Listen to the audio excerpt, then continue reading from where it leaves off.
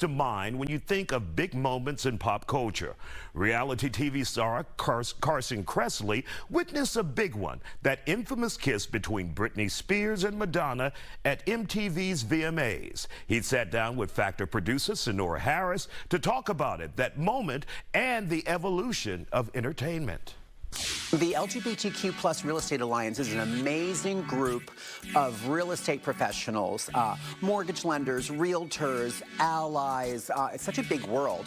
And I think the biggest purchase that you probably make in your life is buying your house. So it's been so fun to be hanging out with these professionals who are amazing at what they do, but they're also amazing at creating a sense of community.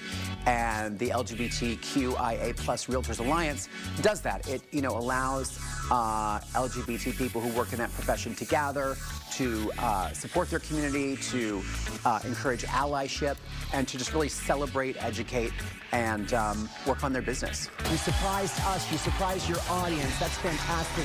So with Drag Race, with your connection there, I know you're one of the judges. Why do you think that there is so much pushback against drag culture, especially here in Texas with the laws that have passed?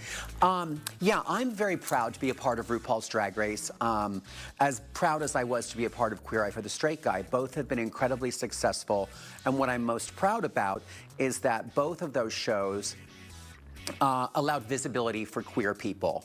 And whether it was 20 years ago on Queer Eye or right now with Drag Race, people all across the world, thanks to streaming, can see visions of themselves on TV and say, oh my gosh, I'm not as marginalized as I thought. Oh wow, there's other people just like me. Oh look, they're being celebrated, they're being lifted up.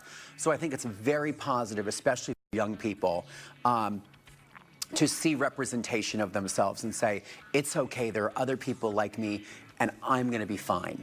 So for the people watching who see drag as something as controversial or something that they don't agree with, what do you think is the biggest misconception about drag that people just don't get? I think it's really, I'm befuddled about why there is so much anti-drag sentiment, especially places like right here in Texas where there's legislation against drag performers. Listen, drag is a very wide and diverse performance art.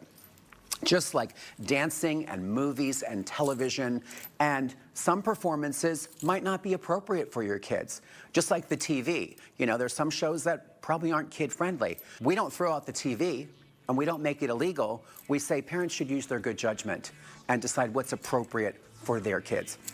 And I think drag has gotten a bad rap. I think there's a big spectrum. I think, very, very fully dressed up, fully covered drag performers doing a drag time story hour is like a Mrs. Doubtfire episode. Like, it's not that different. And then maybe there are drag acts that are in nightclubs which are for adults only. That's very different too. So I think the biggest misconception is that all drag is the same. It's a performance art, it varies widely. But we shouldn't be legislating what kind of art is allowed. That sounds very scary to me.